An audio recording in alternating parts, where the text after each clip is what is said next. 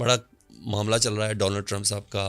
سجاد برقی صاحب بھی ملاقات کر کے آئے اور ہمارے بڑے سینئر صحافی اس کو انڈورس بھی کر رہے ہیں. یہ ملاقاتیں ہوئیں اور اب وہ جو ان کے اسپیشل خصوصی ایلچی ہیں رچرڈ گرنل، ان سے متعلق بھی انہوں نے تو اب بار بار فری عمران خان کا کہہ دیا، اور پھر ایک اچھی خاصی کمپین چل گئی. اور پھر جو اٹارنی جنرل ہے نامزد اپ کمنگ ڈونلڈ ٹرمپ کی اب آنے والی حکومت کے حوالے سے، ان کی ٹیم کے لوگوں نے اس کو سب کرنا شروع کر دیا.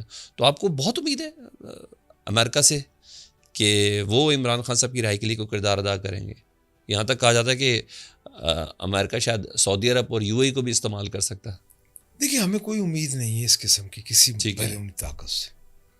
اس کی وجہ یہ ہے جی کہ اگر ہم نے بیرونی طاقتوں کی طرف دیکھنا ہوتا تو اتنی تکلیفیں کیوں اٹھاتے؟ نہیں، حکومت لینے کے لیے نہیں، بنیادی انسانی حقوق پہ تو بات کی سکتے ہیں. آپ بھی تو بات کرتے ہیں نا کہ فلسطین میں کیا ہو رہا ہے، کشمیر میں کیا ہو رہا ہے. میں عرض کرتا ہوں وہاں کی جو پاکستان کمیونٹی تھی، جو پاکستانی کوئی کمیونٹی تھی، وہ اوورسیز جو تھے، انہوں نے جب ٹرمپ نے اپنی الیکشن مہم شروع کی تو وہاں پہ ایک نیریٹو بنا، ٹھیک ہے، اور اس نیریٹو کو ٹرمپ نے قبول کیا، ٹھیک ہے، کہ خان صاحب پہ ناجائز زیادتیاں ہو رہی ہیں، خان صاحب بیس لیس مقدمات میں اندر ہیں، ان کے خاندان والے بیس لیس مقدمات میں اندر ہیں، پاکستان تحریک انصاف کے ورکر، ان کے لیڈر. اب آپ دیکھیں نا جی، شاہ محمود قریشی صاحب ہیں، میاں محمود الرشید ہیں، اعجاز چودھری صاحب ہیں، ڈاکٹر یاسمین راشد صاحبہ 80 سال کی بزرگ عورت اور کینسر کی پیشنٹ ہے، اور عمر سرفراز چیمہ صاحب. ایسے لوگوں کو 1.5 سال پونے 2 سال سے انہوں نے اندر رکھا ہوا ہے، ٹھیک ہے، اور ابھی ٹرائل شروع نہیں ہوا. ٹھیک. یعنی یہ ادھر جو کمیونٹی تھی اوورسیز پاکستانیوں کی، یہ ان کا نیریٹو تھا. انہوں نے ایک ادھر نیریٹو بلڈ کیا اور اس کو کریٹ کیا اس کے ساتھ، ٹرمپ کے ساتھ. ٹھیک ہے. اب اس کے ساتھ ہمارا کوئی تعلق نہیں. دیکھیں ہم لڑ رہے ہیں اپنے کیسز. سوشل میڈیا سے تعلق ہے آپ کو، اب پی ٹی آئی کے آپ لوگوں کا؟ میں جسٹ عمران خان صاحب کے ٹویٹس آتے ہیں. اب تو فواد چودھری صاحب بھی کہہ رہے، میں نے ملاقات میں بھی کہا ذرا تھوڑا ہاتھ اولا رکھیں تاکہ کوئی پولیٹیکل سپیس مل جائے. اور بار بار ایسا لگ رہا ہے کہ پاکستان تحریک انصاف کے سوشل میڈیا سے سسٹم کو بہت تکلیف ہے، بہت خطرہ ہے کہ آپ لوگ ایک عمران خان صاحب بات کر کے وہ جو نیریٹو جو اس کے بعد ڈیولپ ہوتا ہے اس میں پوزیشن بہت زیادہ ڈفرینٹ قسم کی ہو جاتی ہے. تو آپ ذرا تھوڑا سوشل میڈیا کو بھی تھوڑا کام ڈاؤن کریں. صرف حجت تمام کے لیے تھوڑی باقی چیزیں بھی سی بی ایم کے طور پر ڈیولپ کی جاتی ہیں نا سر.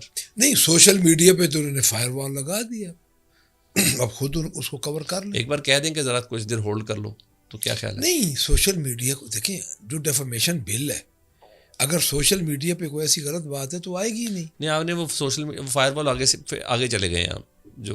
جو حقیقت وہ یہ ہے کہ آپ اس فائر وال سے آگے چلے گئے ہیں. نہیں تو فائر وال کچھ نہیں کر سکی. نہیں تو پھر ان کا یہی تو ان کے ان پڑھ ہیں. جس طرح خان صاحب کہتے ہیں، ایک تو پڑھے لکھے نہیں ہیں، دوسرے یہ سمجھنے کی کوشش ہی نہیں کرتے. یہ پولیٹیشینس کے لیے متعلق کہا تھا انہوں نے، یہ مسلم لیگ نون کی لیڈرشپ کے لیے کہا، لیڈرشپ کے لیے کہا. تو ویسے تھوڑا سا اگر کہہ دیا جائے کہ ذرا ہولڈ کر لیں ذرا، تب تک ہم ذرا یہ مذاکرات لے کے چلتے جائیں تو زیادہ مناسب نہیں ہے. سوشل میڈیا کا ایک وہ تو ہے کیا آؤٹ آف کنٹرول ہو چکا آپ لوگوں کے بھی؟ نہیں، بالکل out of control. Imran Khan صاحب کا ٹویٹر امریکہ سے رن ہو رہا ہے. میری بات سنیں، آؤٹ آف کنٹرول بالکل نہیں ہے. سوشل میڈیا پاکستان تحریک انصاف کی واحد طاقت ہے. ٹھیک ہے. ہمارا الیکشن کس نے لڑا؟ میں تو ایک دن بھی حلقے میں نہیں گیا. میرا تو سوشل میڈیا نے الیکشن لڑا. اوکے. میں ایک دن حلقے میں نہیں گیا. الیکشن والے دن میرا گھر بند تھا. میرا رزلٹ کسی نے نہیں کلیکٹ کیا. وہ تو لیڈ اتنی لمبی چوڑی تھی، کوئی 1 لاکھ کی لیڈ تھی. اگر پورے سارا یہ دیکھیں، پارٹیاں اس طرح ختم نہیں ہوتی. سلمان صاحب میں پہلے کہہ چکا ہوں، اگر انہوں نے 2.60 کروڑ ووٹ لیا پاکستان تحریک انصاف نے، اور وہ سارا سوشل میڈیا پہ لیا ہے، اگر آپ 10 بندے یہ سوشل میڈیا کے پکڑ کے یہ کہیں گے کہ ہم یہ پارٹی ختم کر دیں گے، پھر تو یہ 2.60 کروڑ بندہ ماریں، ان کو ماریں گے تو پارٹی شاید ختم ہو. اچھا، بڑی کنونسنگ ہے کہ آپ لوگ تو اپنے حلقوں میں ہی نہیں نکلے تو سوشل میڈیا نے لے کے چلا. اچھا، مریم نواز صاحبہ آپ لوگوں کو اتنا سیریس نہیں لیتی؟ اگر آپ اپوزیشن میں نہ ہو تو ان کی کارکردگی تو ہے نا سر. ابھی چائنا کا بھی دورہ کر کے آئی، مسلسل کسی نہ کسی پروجیکٹ کو وہ ہائی لائٹ بھی کر رہی ہیں. تعلیم کے حوالے سے، ستھرا پنجاب کے حوالے سے یہ سب پروجیکٹ ہے. وہ کینسر اسپتال بھی بڑی تیزی سے بن رہا ہے. تو کہیں نہ کہیں آپ معترف تو ہے نا کہ وہ اپنا کام تو کر رہی ہیں. لیکن جو ان کے فلیگ شپ پروگرام ہے وہ کہیں مجھے دکھا دیں. 10 مہینے ہو گئے. مریم نواز نے جب پہلا بجٹ پیش کیا 1558 ارب روپے کا وہ بجٹ تھا، جس میں 845 ارب آئی تھنک جو اے ڈی پی تھی.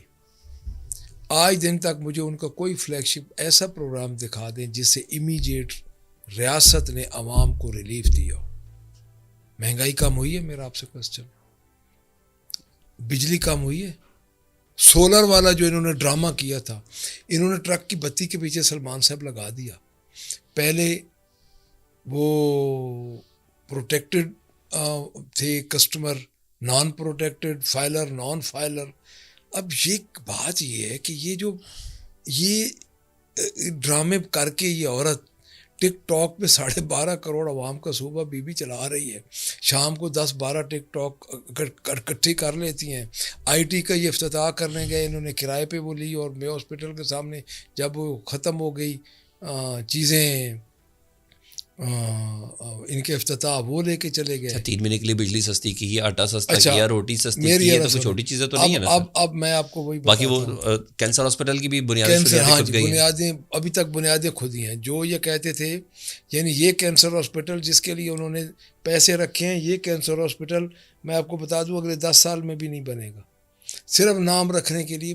بات یہ نہیں ہے، بیسیکلی نالائق ہے. انہوں نے اگر دیکھو بجلی کا چین میں اتنے بڑے وزٹ کر کے آئی ہیں چین میں آپ یہ دعا کریں کہ چین میں کوئی معاہدہ نہ ایسا کر کے آئی ہوں جن کے پہلے یہ معاہدوں کے خمیازے بھگت رہے ہیں. تارکول وغیرہ کے جو معاہدے انہوں نے کیے تھے وہ خمیازے آج دن تک بھگت رہے ہیں. کوئی ایسا بے وقوفانہ معاہدہ اور نہ کر کے آ جائیں. دوسری بات مجھے ایک بات بتائیں، اے ڈی پی میں انہوں نے رکھے پیسے، اے ڈی پی سے اٹھا کے پیسے انہوں نے دے دیے آئی پی پی کو. آئی پی پی 38-40 خاندان ہیں، اس میں زیادہ تر ان کے اپنے خاندان ہیں. کس لیے دیے؟ وہی ہوا نا کہ عوام کا پیسہ اٹھا کے ادھر دے دیا. بجلی کب سستی شروع کی؟ اکتوبر میں. پیٹرول کہاں گیا؟ جو آپ آٹے کی بات کر رہے ہیں، گندم کی 45% جو ہے کاشت کم ہو رہی ہے. اگلے سال میں ان کو بتاؤں گا. گندم خریدنے سے انہوں نے انکار کر دیا.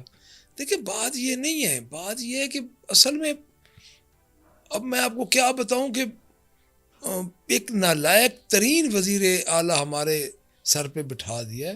مجھے ایک پروجیکٹ بتا دیں سلمان صاحب، سموک کے ٹائم میں ایک ٹائم لائن ہے سموک کی. ہر کسی کو پتہ ہے کہ اکتوبر میں سموک آتی ہے، ٹھیک ہے، نومبر میں چلی جاتی ہے، نومبر اینڈ تک. یہ خود جنیوا چلی گئی، سوئٹزرلینڈ اور یوکے چلی گئی. اچھا یہ بتائیں کہ اس دور میں اپوزیشن لیڈر ہیں، آپ کی ڈیفینیٹلی نظر ہونی چاہیے کہ اس دور میں بھی کوئی فرق ہوگی، نکلیں گی، کوئی گجر نکلے گا، کوئی ایسا ہوگا؟ اس دور کے بھی ہیں کہ کام ویسے ایمانداری سے کر رہے ہیں یہ لوگ؟ ڈھیر نکلیں گے، کافی تھوڑا ٹائم ڈھیر نکلیں گے. ایک کوشچن، جس